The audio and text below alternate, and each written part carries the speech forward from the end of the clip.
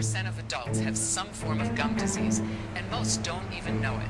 Many patients... Our nation can only be as strong as our health, and we're not doing well now. We have twice the chronic disease of Europe and 4 times that of Mexico, Japan, China, and India. 75% of our medical costs are caused by chronic disease by things that we can prevent.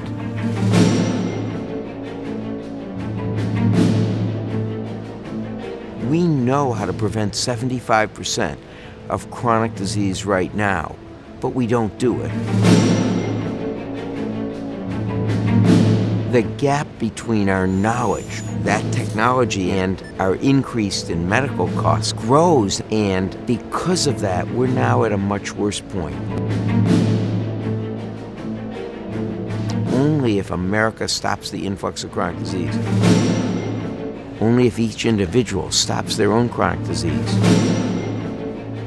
can we lead in healthcare, and can America be a vibrant country with a high standard of living.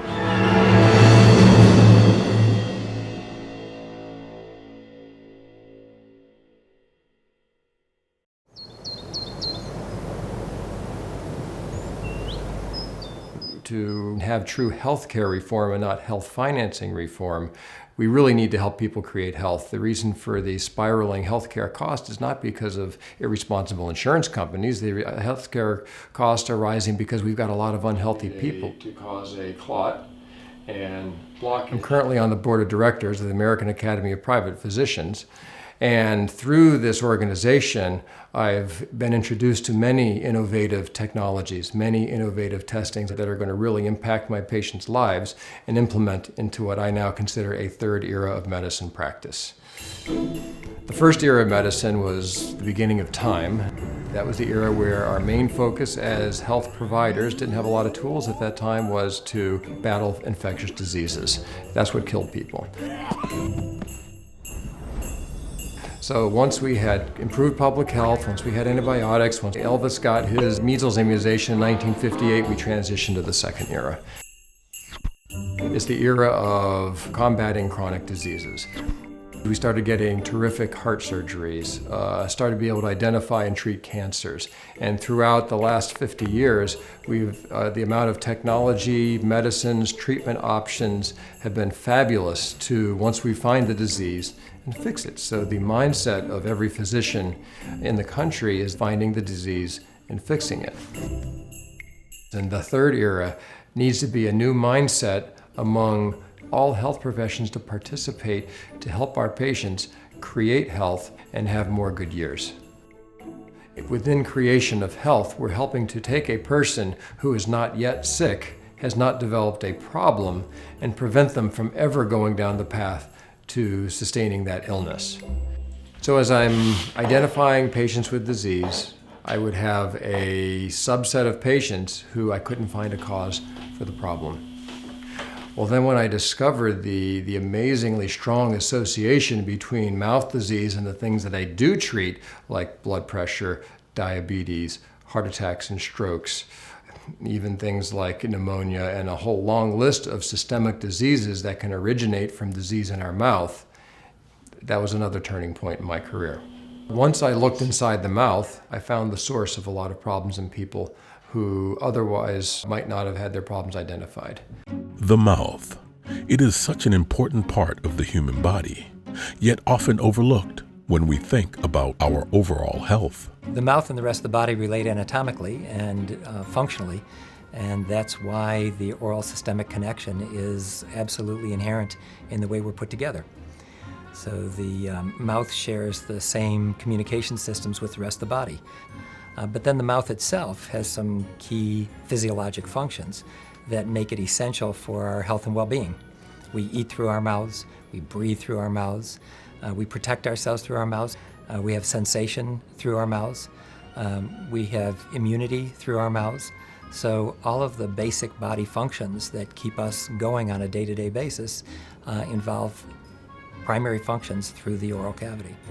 It also plays a key role in our social interactions with people. I am horrified by a young person who has a bad smile, and I'm talking badly decayed, because they're never going to get that front row job. They're always going to be delegated to the back, and that's if they do get a job. So the mouth is a very important place. There's a connection. The body is connected. Whoever made this fantastic thing called the body was quite genius in that it is connected from head to toe. From a disease standpoint, when we have different situations in the mouth, we respond, our body responds with inflammation, and that's where we start the inflammatory cascade that's affecting most of these inflammatory diseases. I want you to think about this. Inflammation, and there's a concept called inflammatory burden. When you get more inflammation in your system, the accumulation of that will have a tipping point where you tend to have inflammatory disease. Inflammatory diseases are heart attacks, strokes, diabetes, rheumatoid arthritis, various cancers, kidney disease, pancreatic cancer. The list goes on and on and on. We're in a state of chronic inflammation, and that's the basis for every disease that everyone has. It's the basis for cardiovascular disease. It's the basis for cancer. When you're dealing with periodontal disease, there's this entire inflammatory cascade going on that people don't understand. When you get a cut, for example, okay, your body is set up to heal that cut, and that goes through a process of inflammatory response to solve the problem and resolve. If you always have a chronic inflammatory bacterial condition in your mouth, then you never turn off that process of inflammation. In other words, it never gets the opportunity to resolve and go away. There's just too much. The body can't react to all of them, and the body gets sick. Periodontal disease, periodontitis, gum disease, whatever you call it, it all begins with bacteria. Bacteria are microscopic organisms, and in your mouth, there are billions. Over time, these bacteria can stick together and multiply over and over again. They can then form a colony and join together to create a thick layer called a plaque biofilm. Then, over a short period of time, it can dramatically spread throughout all of your mouth, teeth, gums, tongue, cheeks, everywhere. If there's an opening in your bloodstream in your mouth, the harmful bacteria can enter, causing the body many sicknesses. But there is another problem that occurs in response to the bacteria as your body tries to fight back. Inflammatory cells are triggered to try and kill the bacteria. But bacteria build their own strong defenses and battle back. This microscopic war ensues, and the result? Chronic inflammation. And inflammation is the basis for so many diseases. The population of the planet is 7 billion. A nickel, the volume of a US nickel is a cc. A cc of spit has more bacteria than the population of Earth. It's got about 8 billion bacteria in a nickel's worth of saliva. So bacteria is basically a foreign organism that comes into our body and attacks our body and causes disease. And that can be picked up from a door handle, or I've, strangely enough, had a couple of patients who have had periodontal disease transmission from their dogs, from feeding them treats and not washing their hands afterwards and eating, or letting their dogs kiss them. So when you were growing up and your mom would say, don't drink after your brother, or don't share that popsicle with your friend down the street, you're gonna get germs, or go wash your hands, you were just outside and you might have germs. Those germs are the bacteria that then can go into your mouth and set up infection.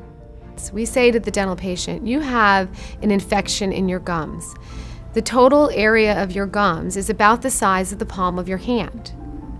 If you looked at the palm of your hand and you saw an open wound the size of the palm of your hand, would you just decide not to do anything about it? And yet people are choosing every day not to address the infection in their mouths. People think that it's normal that when they brush their teeth, their gums bleed. And I don't know where they came up with that. If there's a little blood in the sink, it means they've got a problem. The bacteria that cause inflammation in the mouth will typically cause inflammation in the rest of the body. Yet if there's a little inflammation between the teeth, it means that there's a problem where those high-risk bacteria may be getting into their bloodstream and cause any one of the many systemic diseases that can originate from bacteria in the mouth.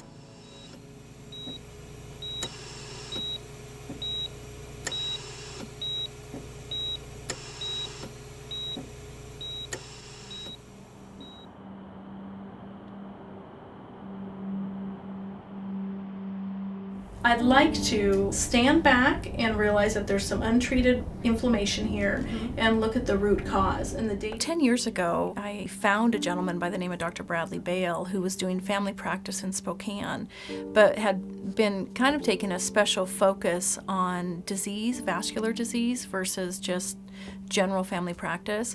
So we joined forces at that point. I worked with him in family practice, and then in about 2001, 2002, we decided to close the family practice and spend 100% of our efforts on vascular health. And the reason we did that is because so many people are told they are fine based on their risk factor profile, based on their age, their gender, and all of those risks, and they are harboring silent vascular disease. And the reality is, it's the vascular disease coupled with inflammation that really causes events. And that's really where the Bale-Donine method got going and started, is that we are doing something different. Rather than focusing on a risk factor paradigm, we're focused on a disease treatment paradigm. How was your last dental checkup? When patients come in, sometimes they're surprised when I really dig deep into their oral health, and I talk to them about what their dentist says when they come in. I ask them if they floss, and if they don't, I ask why. And it's a great conversation to have because it allows me to demonstrate that the oral cavity has systemic impact. We've always had a keen interest in the health of the mouth in our work to prevent heart attacks and strokes, and that is just intensified as the science has evolved. We now have great science telling us that the cause of arterial disease is inflammation. And another source of arterial inflammation is infection in the mouth. With the most recent study coming out, it actually implies up to 50% or more of acute heart attacks are triggered by oral infection. That's huge. Heart attacks are the #1 killer in this country. Strokes are the #1 cause of disability. The current cost of cardiovascular disease to our healthcare system is about $518 billion. And it's all preventable. And about 4 years ago, we felt our method, which we call the Bale-Donine method, had evolved to a point where we could actually guarantee our work. So that means the patients that I personally treat, if they were to suffer a heart attack or an ischemic stroke, the fees they paid to me for my service that year I would refund. So we get extremely high-risk patients, which is fine. I like a challenging patient, and I do believe you can shut down the disease process in anybody. Julie is a patient of mine that I met, unfortunately, after she had a heart attack. She actually had 2 heart attacks, believe it or not, at the age of 37. I was getting ready for work one morning and probably running a little later than I wanted to. So I was getting ready, and I remember feeling rushed or being rushed, but the feeling was all in here, and then it just kept compounding. And this heaviness, I wasn't breathing deep, a heaviness was just resting on my chest, and I couldn't make it go away, and I couldn't feel better. Julie went in with chest discomfort. They told her she had pneumonia, And she said, well, I don't even have a cough. How could I have pneumonia? And they said, well, take this antibiotic and let us know how you feel in a few days. So the next day, same thing, the chest pressure is worse. So she goes in, and this was just last year. This isn't in 1957. This is in 2012 in a metropolitan city. She goes in again, and it wasn't till her second visit that they finally determined that indeed this poor 37-year-old mother of a 3-year-old daughter is having a heart attack. So she's treated now for her vascular disease, but when she first came in to see me, the tears and the issue were not because of pain, it was because of fear. She had no idea why on earth she had a heart attack. Why would she? She's a beautiful, fit, healthy 37-year-old mother of a toddler that says she's been told she's healthy her whole entire life. Why on earth did she have a heart attack? And so with the knowledge that we have of what causes vascular disease, it was with that education and that knowledge that Julie finally understands what caused her vascular disease, and we're treating that and we're measuring the inflammation to know that our treatment is working, so she can proceed with life in confidence to know that that won't happen again. Most recently, however, I was doing Julie's inflammatory labs, and all of a sudden I saw a spike. Some inflammatory labs can be thrown off if you stub your toe, if you have a sore throat. This one really means something. It's a player in the disease state. So when this lab value is elevated, it tells me objectively that something is starting to tread on our territory of vascular stability. So that's when I pulled Julie in the office and I said, gosh, do you have anything inflammatory going on? She said, this inflammation has got to be coming from somewhere. What is going on inside of you? She said, are you sick? Did you sprain an ankle? Anything? And I said, no, nothing. And she said, do you have a tooth that's bothering you? And I said, yes. Yes, I do. And I said, well, let's investigate that further. Let's go back to your dentist and let me call your dentist. So that's indeed what I did, and we talked, and I said, this inflammation is being driven by something other than the common vascular risk factors that I'm treating for Julie. Can you please look a little deeper into that tooth that's been bugging her? Sent her to an endodontist who ended up doing a root canal, and it was found out that that tooth was horribly infected. Now the root canal has been treated, she's got the infection eradicated, and then doing her repeat inflammatory labs, I can now see that the inflammation is now mitigated, and onward we go. But it was really that tooth infection that really drove her vascular risk, and for someone like Julie, who had a heart attack unknowingly, we want to make sure that we just erase any chance of any vascular inflammation, including the oral systemic connection.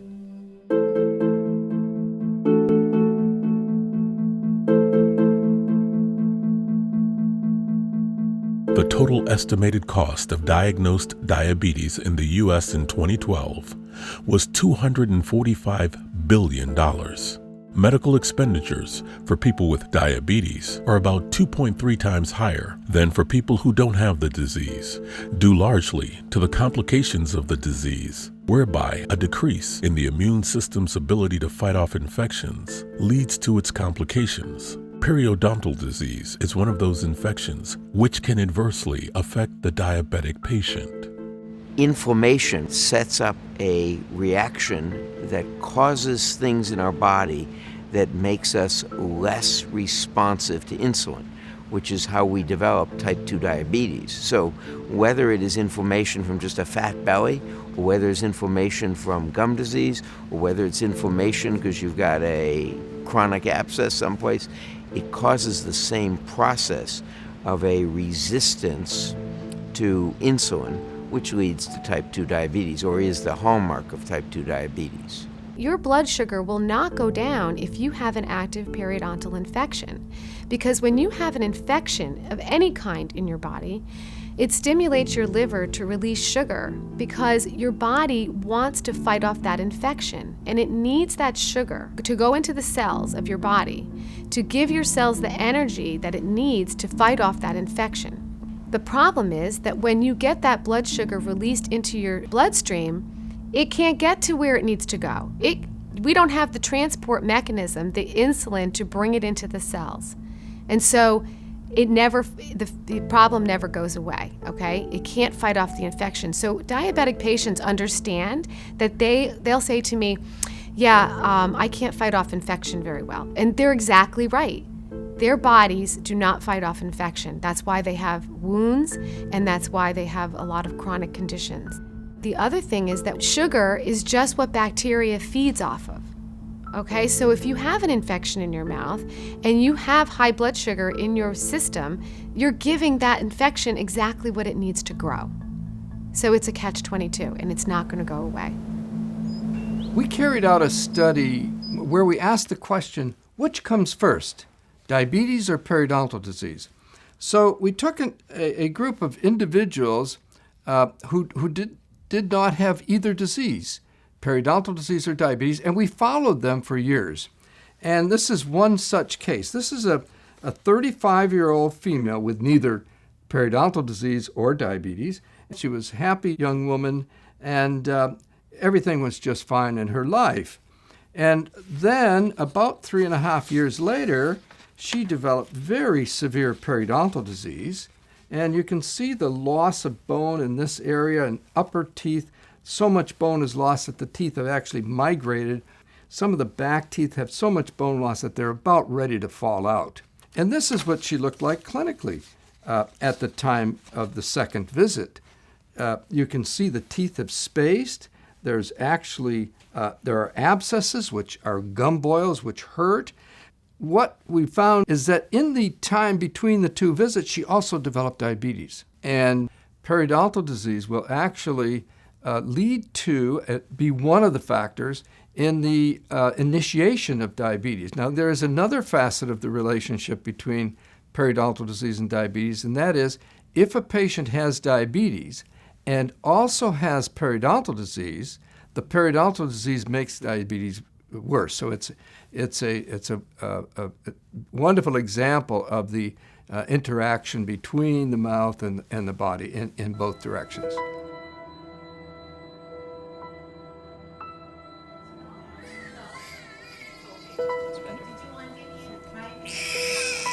Surprisingly, the U.S. ranks 6th among the top 10 countries for premature births, with 1 in every 9 babies, or 500,000 babies, born prematurely annually in the United States. Pregnant women with periodontal disease are 7 times more likely to go into preterm labor. Maintaining a healthy mouth during pregnancy plays a critical role in the prevention of preterm birth and its serious consequences.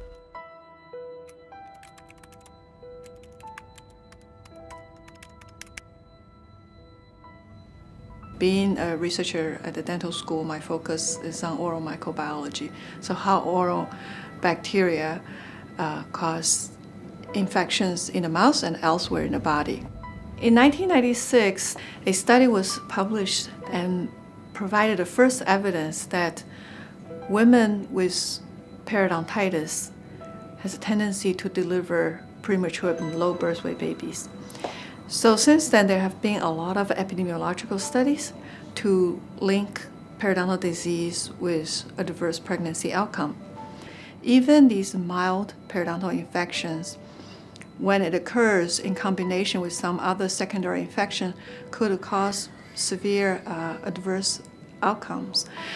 And for periodontal disease, it tends to be ignored because it doesn't kill.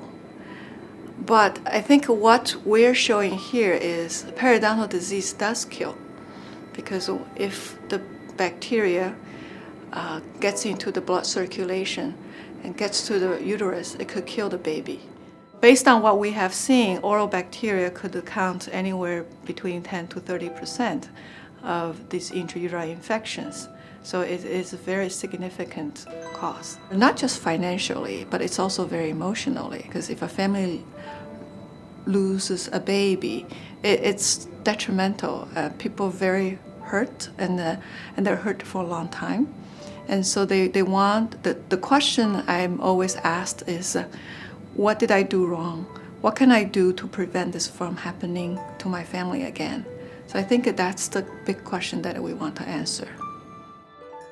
In addition to causing birth complications, research studies have shown that women who have gum inflammation and infection and are undergoing infertility treatment have delayed results. It's much more difficult for them to get pregnant. This has been attributed to the extra hormones they are being given, which are being absorbed into the estrogen receptors we have in our gums. And in the presence of plaque germs in the mom's mouth, they cause inflammation, bleeding gums, and infection.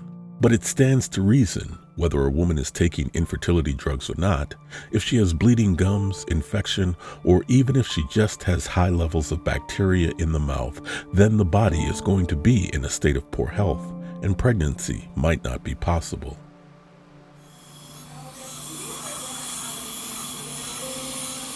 When I got into dentistry, it was about 21 years ago.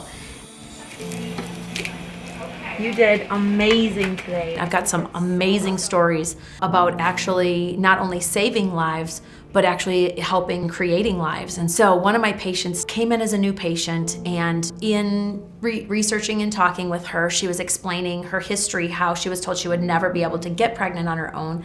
And in about 6 months, she was thinking about having her second in vitro done. We started to go down the path of trying to get pregnant, and you know, my sister, I swear she could look at her husband and get pregnant. And the fertility doctor, they didn't really have a good explanation as to why we couldn't get pregnant, but they said we couldn't get pregnant on our own.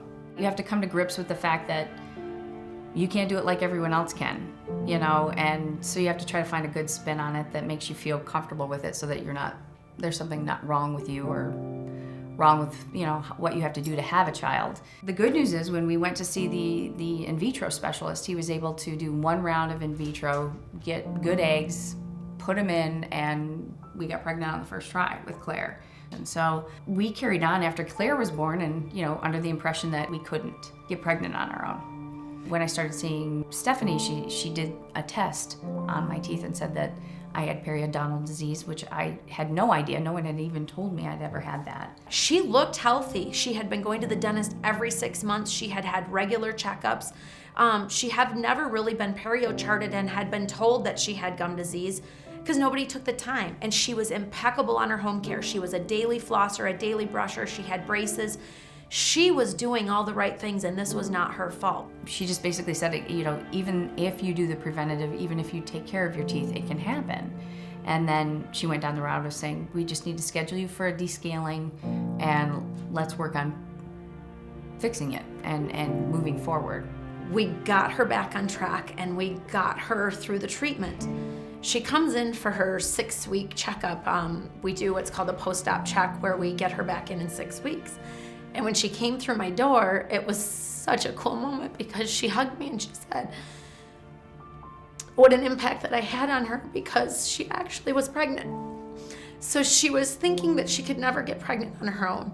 And she was thinking that the only way she was gonna get pregnant is to spend thousands of dollars, and that's why they were saving their money. But not only did I save her financially, I helped impact to create a life.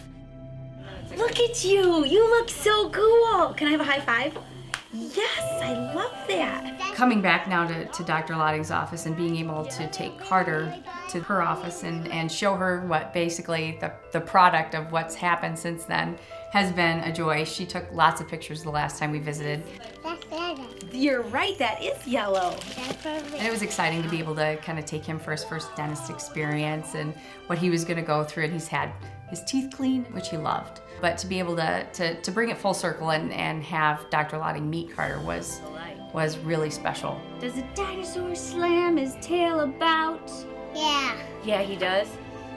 Does he throw his teddy bear all about? Yeah. Yeah? I can't thank Dr. Lotting enough for helping us have such a joy in our life. Carter he's a gift. He's wonderful. He's the missing piece in our family that we had no idea was even missing until he came along. And then it was like, oh, that was the missing piece that we just needed to make our family exactly what we wanted it to be.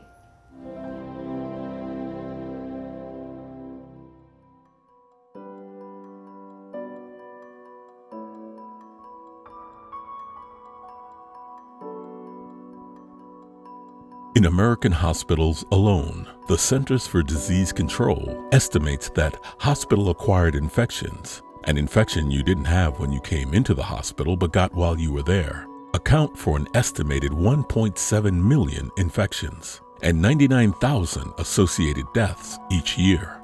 And for some of those who survive the infection, their lives are changed forever. I'm an advocate for patient safety, and I have a passion about it. They call it obsession where I work, but it's just a passion because I love to protect my patients. That's what I do. One lady told me, I asked her if she had periodontal disease, and she said yes, she knew she had it, but that it was expensive to treat. She didn't have dental insurance, and she was having a total knee put in. So she had her total knee. She went home. A few months later, she got infected. They had to take her knee out, and then she had to live without a knee for a while. And then they put a new knee back in. It got infected. They took it out, and when I was her nurse, 2 years later, I was her nurse, they were amputating her leg. And she didn't know anything about about periodontal disease, but she had an infection. And when she went into surgery, her husband told me that the cost of their medical bill for the past 2 years was $2 million. They now tell us that half of America has a condition known as periodontal disease, which is more significant and more severe than gingivitis, which people get from time to time. But half of the people, what it says to me is half the people that now go into surgery have this condition. There are a couple of ways that this is a problem. In surgery, it's not that the bacteria from the patient's mouth is going to end up in, say, like a knee surgery. It's that the body can only fight infection on so many fronts. And it's like a war. It has a certain amount of resources it can allocate to that fight. And when you have an infection elsewhere in your body, it's allocated resources to that infection site. And then when you go in and do a surgery, you create another wound, and that wound demands that the body put attention to it too. So the reason you don't do surgeries on patients who have infections is because it diminishes their ability to recover from the surgery and increases the likelihood that any other bacteria could then take hold because there just aren't enough antibodies to fight that infection. From a financial point alone, if you look at the cost of a standard post-operative infection, it's between $15,000 and $30,000 per incident. And that's a cost that's generally borne by the hospital itself. But if you really want to know the truth about what we're being able to do, when you look at the long-term care industry, 90% of those patients have an oral infection. 90%. And when you think about that, and you realize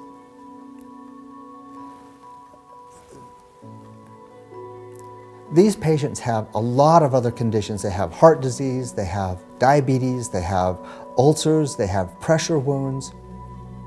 All of these are made bad or worse by this periodontal condition.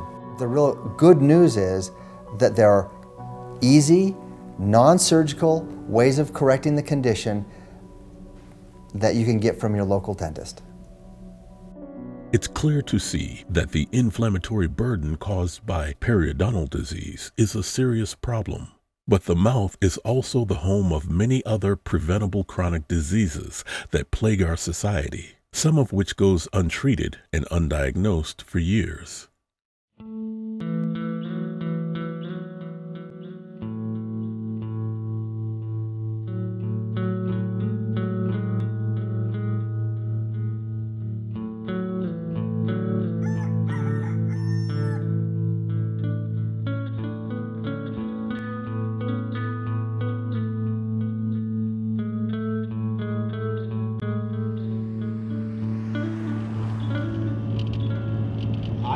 I would be able to, be drowsy because without a good night's sleep, it just like I could be driving like this, I'd be okay, and then get to a stoplight and waiting for the stoplight to turn. My eyes just get real heavy, and I'd be like just sitting there stopped, and then the car behind me would be honking and be like, "Oh, the lights changed. It's time to go."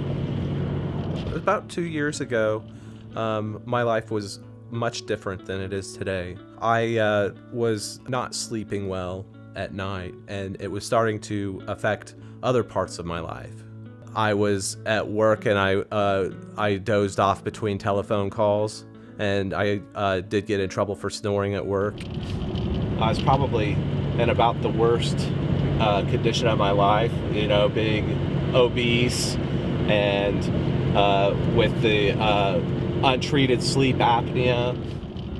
At the highest point, I was about 285 pounds. But yeah, that's probably me, about 75 pounds heavier than today. I was wearing 42s and pants.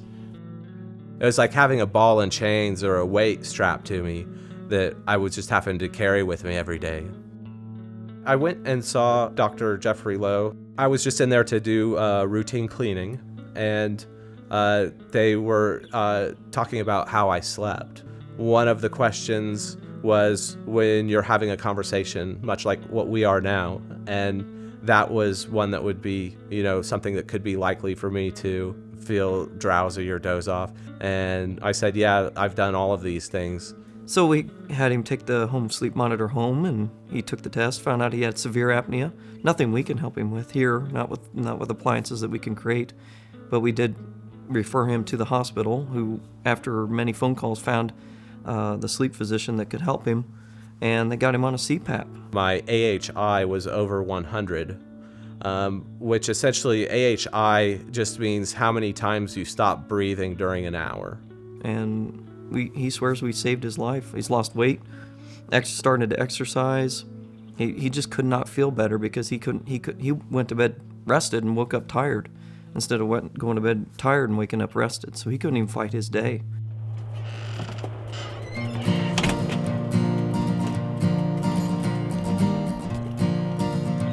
It's nice to know I can be a functioning person of society and not have, other complications or not feel tired. That's the big thing, is just to have energy throughout the day. I started becoming more physically active, and then I bought a bicycle. And now I ride the bicycle almost every day. New Bob is definitely different. For one thing, all of the questions, how likely I am to fall asleep, and all of those conditions, it's always a never now. So I get to check never. I've dropped at least 10 inches just in my waist size. In fact, the weight was coming off so fast at first. It was like every couple months I had to go and buy new clothes again. I feel like the way that the dentist views complete health, instead of just looking at me as a mouth, but as thinking of me as a person, has been instrumental in my transformation. And I think that's what's missing, is just a conversation. The fear that, well, if I talk to him about sleep apnea, he might go someplace else and never come back to this practice. We don't have that fear. We have the, what if he doesn't get his sleep apnea treated? What if he doesn't make it to 50? What if he ends up with high blood pressure and is eating 4 different types of medicines? What if it could be easily just treated by letting the guy get some air while he sleeps? Because that's what's happening every day in this practice.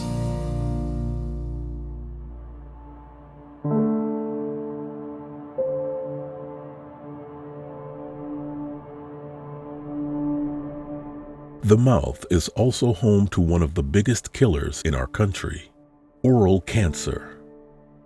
Every 60 minutes, one person dies from oral cancer.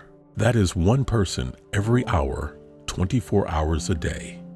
Sadly, it affects people of all ages, nationalities, and walks of life.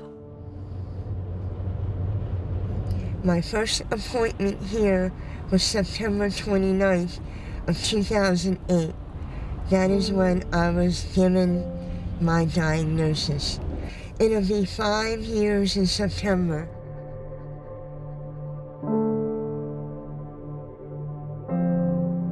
Denise is one of, unfortunately, a typical story.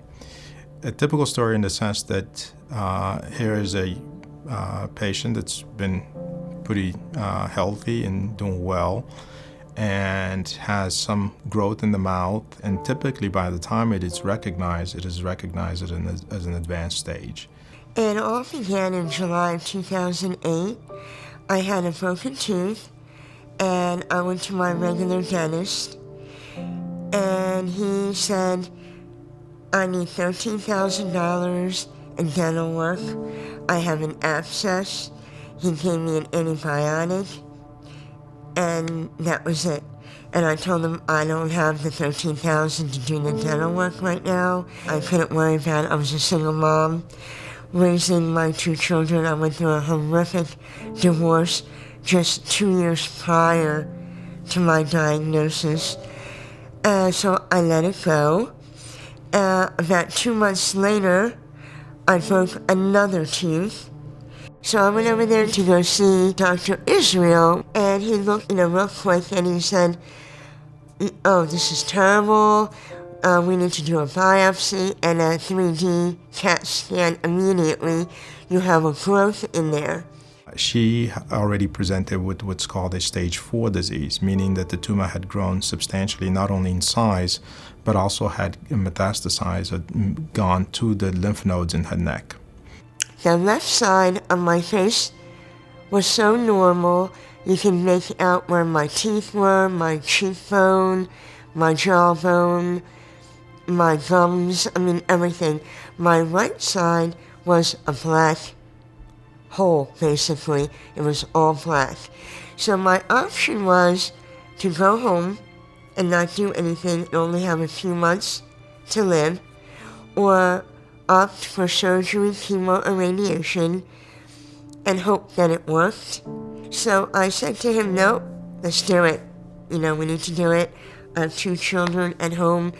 If I don't make it, they're going to be without a parent, because I am the only parent that they had. And I was determined not to let it win. I was determined to beat it, because I had to be here for them. We discussed the plan with her and her family. She accepted the plan, and then we embarked on the treatment. And the treatment for her was, doing the surgery, which was called a maxillectomy. That means removing the tumor from her maxilla with the upper jaw. Fortunately for her, we were able to save her eye, which was an important thing. And then we at the same time did what's called a neck dissection, meaning removing the lymph nodes from her neck. And at the same time, we transplanted the fibula, which is her leg bone, and made her a new upper jaw. When my doctor did the surgery on my face was swollen, but you couldn't tell what he did to me. And then chemo radiation started, and radiation deteriorated everything that he did. So what you see now that is destroyed is due to radiation. So since 2009, after chemo radiation was over, they have been trying to reconstruct my face because of what radiation did. Is this a kitty-sized bed? Seriously. Is this like the furthest your feet have ever gone to the bottom? After all these years, I'm still not finished, but almost done. Yay. And I'm here, that's all that matters, but nobody caught it in the beginning. So if it was caught originally, it might have never turned to stage 4. I might still not be battling what I'm battling now.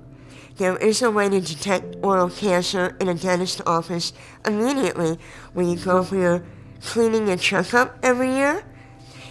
All they have to do is screen you for it. It takes a minute for them to do it.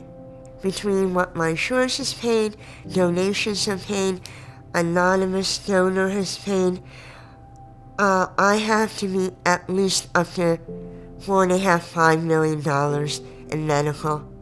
It's early detection, preventative health care, and all the money that was spent on 17 operations could have been prevented. You're never going to get rid of me, even when I'm better.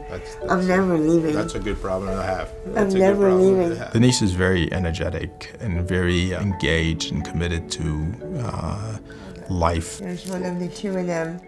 The other thing that also I think is very important about Denise is her family life. She is adored by her kids, her mom, and they're always there. Clearly, there's a very tight-knit family.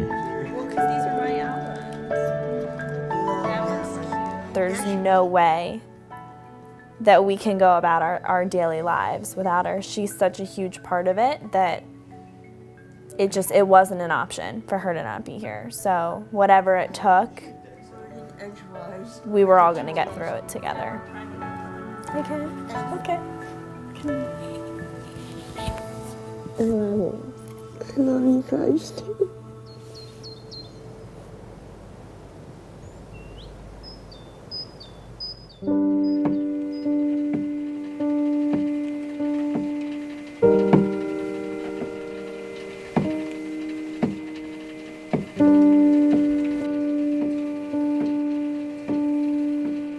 In healthcare, we are twice as expensive as Europe, 4 times as expensive as Mexico, Japan, India, and China. We've got to be competitive in medical costs. That's where major companies have figured this out. And they're putting in incentive programs and wellness programs in a greater degree to encourage preventive care. We have hit an inflection point in our total cost that we have to get less expensive. And the only way we can get less expensive, or the only 2 ways, are rationing or getting rational and taking care of ourselves. If we can do that, and in fact take care of our teeth, we're going to be in much better shape. A recent study by United Concordia, the largest of its kind, looked at the health of over 1.7 million people and found that almost 200,000 had both chronic conditions and gum disease. Then they looked at those within that group who were treated for their gum disease and those who weren't. The financial savings annually by those treated were impressive. Diabetic patients treated for their periodontal disease, $3,291. Patients with heart disease treated for their periodontal disease, $2,956. Stroke patients treated for their periodontal disease saved $1,029. Patients with rheumatoid arthritis treated for their periodontal disease, $3,964. And pregnant patients treated for their periodontal disease saved on average $2,430. All this simply by getting a healthier mouth. So just to go over what we're going to do today. For the mouths of America to get healthier, there is a specially trained group of men and women in this country who will have to step forward and provide preventive care. Is we're going to get you healthy. Some refer to them as oral medicine specialists. We know them as the dentist. Not exactly the first person who comes to mind when thinking of solving our nation's health problems, but if you think about it, dentists are in the perfect position to make a tremendous impact on our healthcare system. Traditionally, the general public is already in the habit of visiting the dentist every 6 months, way more often than the average American visits their primary care physician. In addition, it's already been proven that prevention is significantly less costly than trying to cure people, and so considering the 162 diseases that can be detected in the mouth, dentists are the ideal provider to watch and care for individuals. In essence, the system is already set up for the solution. Okay, so brush your teeth, floss. But if this is the case, why then are things not working like they should? It's simple. There has to be a contextual shift in how we think about the mouth in dentistry. In working with dentists for the past 19 years, I've really learned something profound and had a profound awareness. I was watching the movie Hangover, and in the movie Hangover, the guy walks up and he says, I'm a doctor, I'm Dr. Stu, and he goes, his friend says, you're not a doctor, you're a dentist, you know? And at that moment, I realized at that moment, something really needed to change, and there needed to be a person that stood up for and advocated for the dental community. The source of what has to shift in dentists is that they're trained to find the chief complaint and fix it.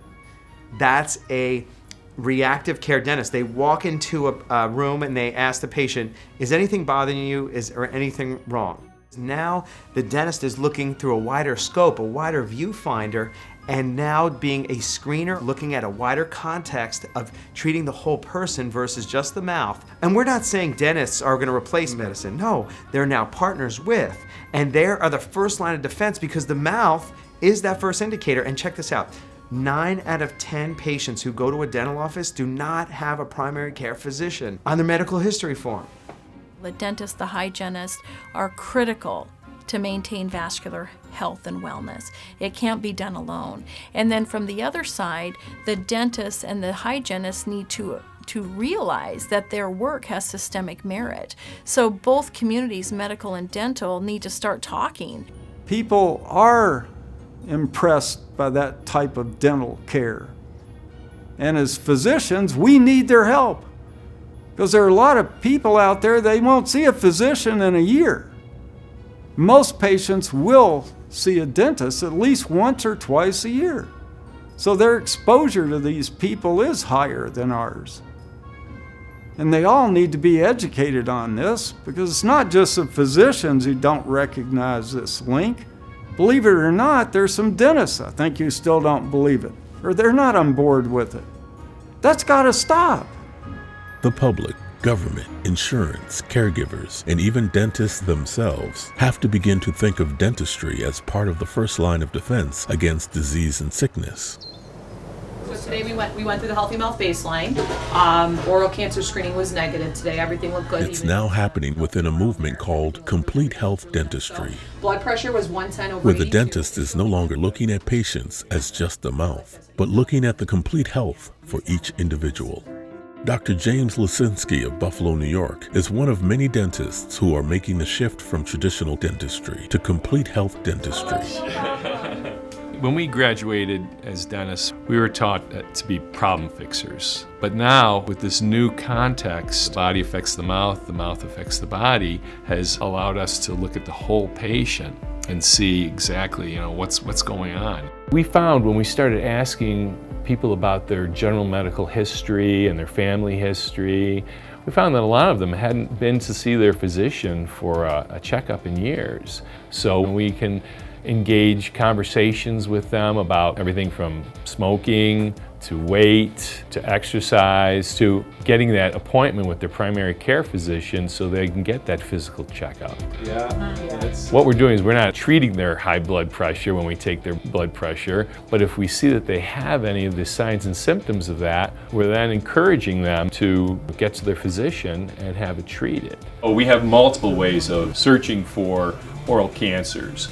Digital x-rays, we have digital Panorexes, digital periapical x-rays. We also still use visualization, palpation, the tactile feeling of the lymph nodes of the patient. So we try to do the best we can, finding any growth at its smallest stage. In complete health dentistry, we also have what's called the Healthy Mouth Baseline. It's a tool to help us educate the patient what we're looking for.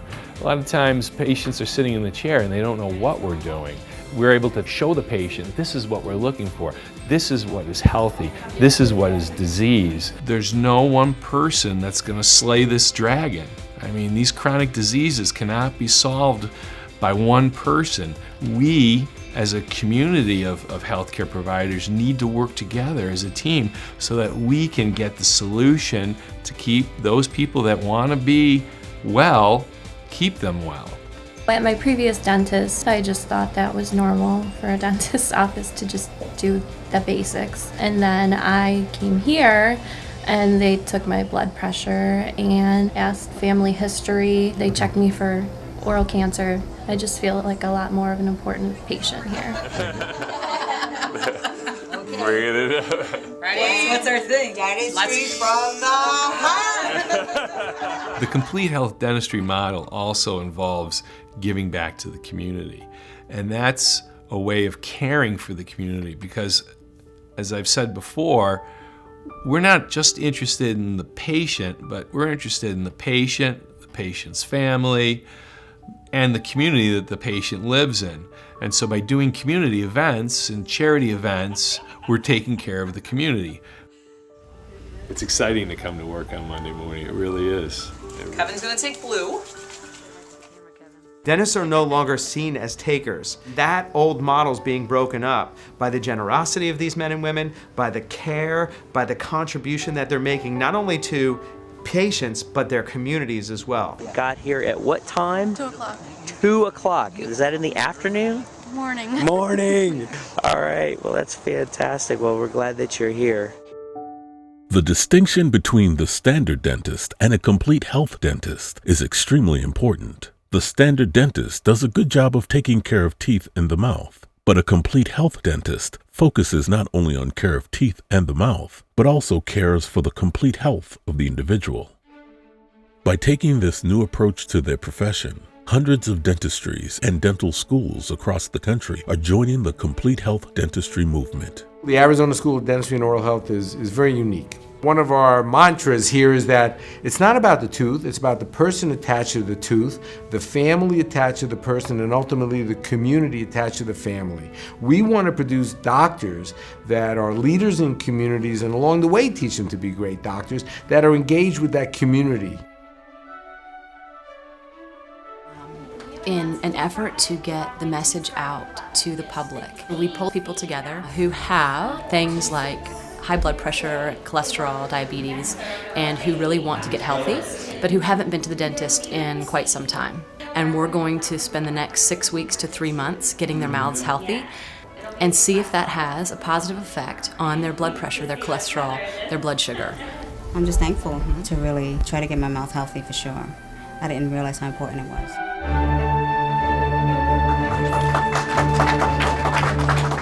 For the first time, we're going to work with United Healthcare to get their patients, medical patients who are aged 0 to 5, who have already gone to a physician but have not gone to a dentist. We will go and talk to them and reach them at their homes. What do you think of the dentist? It helps you a lot. We've gotten involved with the hospital so we can have a referral program to physicians, and physicians can refer back to us then as far as what we need to do on this end with the mouth. Our mission is by 2020 to actually have Northwest Kansas be the healthiest region in the United States. I know we're going to make some vast changes in people's lives for the better. We're going to save a lot of lives. We're going to improve a lot of health. We're going to save a lot of healthcare costs. And I have no doubt that the world will be a better place because of all the work all of these passionate individuals are doing. There doesn't have to be any one hero. There just has to be a whole lot of heroes working together. One of the keys in everyone getting healthy is decreasing inflammation. And the most powerful thing we know about decreasing inflammation is taking care of your gums. And dentistry has a key role in that.